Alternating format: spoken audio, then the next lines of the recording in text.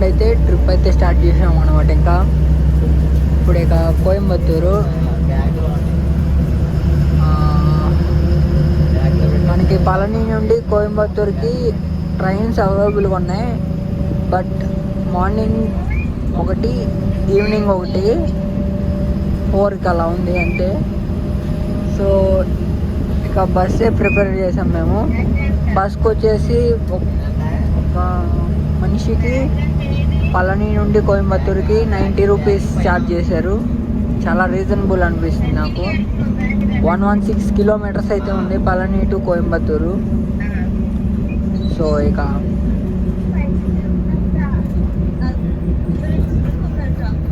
Road అయితే చాలా బాగుంది. కొత్త రోడ్లు చాలా నీట్గా ఉన్నాయన్నమాట.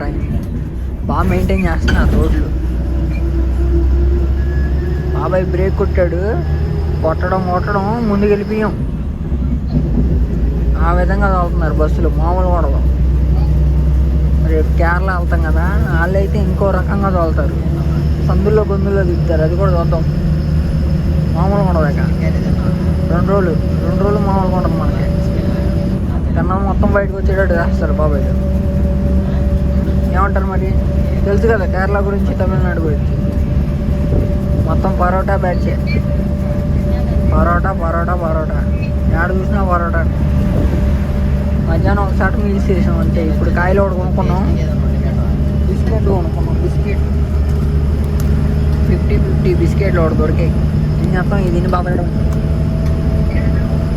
సాపాటు పూరీలు ఉన్నాయి. ఆయిల్ ఫుడ్ ఏం తింటాంలే అని చెప్పి తినలా. వెళ్ళేదారిలో డాబా ఏమన్నా దొరికితే బాగుండు. బాబాయ్ ఏమన్నా ఆపితే.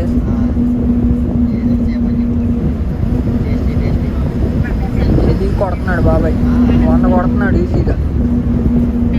కొట్టు బాబాయ్, వెళ్ళిపోతాం ఈజీగా. 1కి వెళ్ళిపోతాం. పడుకోవడమే కాదు, బస్సులో కూడా ఎక్కువ మంది జనం లేదు. కొట్టే నువ్వు కొట్టు, మనం వెళ్ళాలి. పొలాచి, వైలూరు, కోయంబత్తూరు. పొలాచి కూడా అలా చిట్నుండి. రోడ్ అయితే హైవే హెవీగా ఉంది. ఎక్స్ప్రెస్ అన్నాడు కానీ ప్రతి ఊర్లోకి తీసుకెళ్తున్నాడు బాబాయ్. ప్రతి స్టేషన్లో తీసుకెళ్తున్నాడు. చూద్దాం ఎన్నింటికి దిగుతాడు. ఒకటి అనుకుంటున్నాం.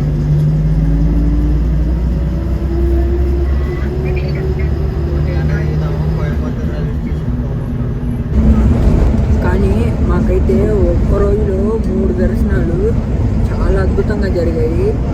జరగవని అనుకున్నాను, బట్ చాలా అద్భుతంగా అయితే జరిగింది. 3 దర్శనాలు మామూలు విషయం కాదు. ఫస్ట్ మన 3కి స్టార్ట్ అయ్యాం కదా, అది వచ్చేసి స్ఫటికలింగ దర్శనం బాగా జరిగింది. తర్వాత 22 బావుల స్నానాలు బాగా జరిగింది. నెక్స్ట్ గంగాభిషేకం. అదైతే మేము తీసుకెళ్ళి నీళ్ళతో అభిషేకం చేశారు. అది కూడా మా కళ్ళ ముందే చేసారు. అదొకటి చాలా హ్యాపీ అనమాట. నెక్స్ట్ మధురై వచ్చాము. మధురై కూడా ఫుల్లీ సాటిస్ఫాక్షన్. టెంపుల్ ఓపెన్ చేయగానే ఫస్ట్ 15 మెంబర్స్ తర్వాత మాకే దర్శనం. 15-20 మెంబర్స్ తర్వాత మాకే దర్శనం. చాలా ఫాస్ట్గా అయిపోయింది. అదైతే 5 మినిట్స్ జస్ట్.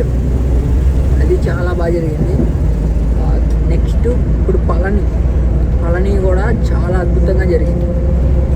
ఇంతవరకు అలాంటి దర్శనాలు ఎప్పుడు చేసుకోవాలని, చాలా అంటే చాలా బాగా జరిగింది. విడి రోజుల్లో రండి, ప్రశాంతంగా దర్శనం చేసుకోండి.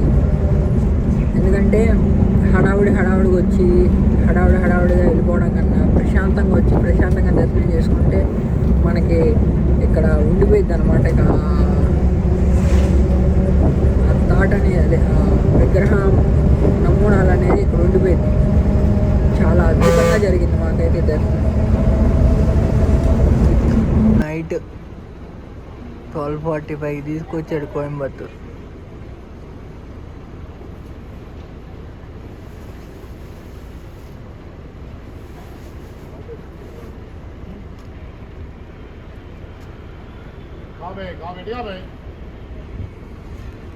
అక్కడ నుండి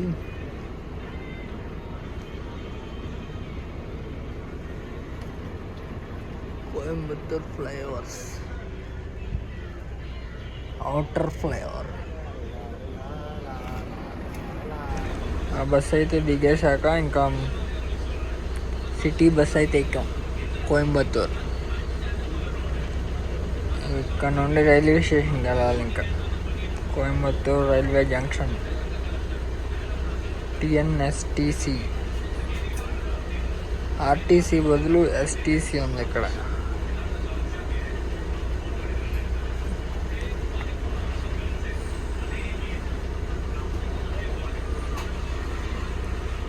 బాబాయ్ బాగుంటే బాగుండు, గట్టిగా మంచిగా నిద్రపట్టింది.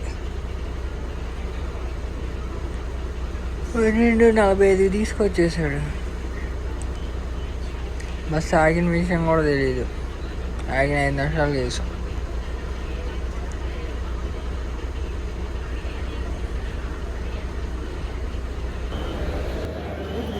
కోయంబత్తూర్ జంక్షన్.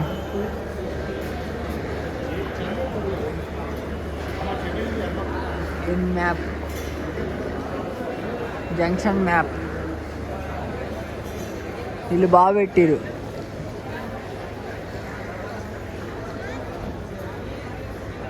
ప్రతి ప్యాసింజర్కి అర్థం అవ్వాలని చెప్పి బాగా పెట్టారు.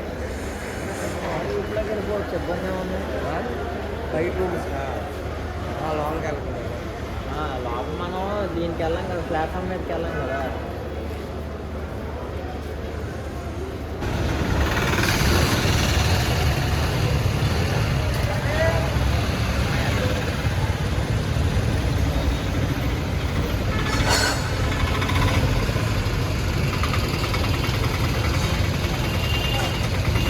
ప్లాట్ఫామ్లో చెక్కింగ్ చాలా బాగుంది. ఇక్కడ మన విజయవాడలో కూడా ఇలాంటి సరేనా? ఏ బొక్కలు 2, 3, 4, 5, 6, 7 ప్లాట్ఫామ్స్కి ఇటు వెళ్ళాలి. 1కి 2. ఇప్పుడు పెట్టింది ఇచ్చాడా, దాంట్లో పెట్టాడా?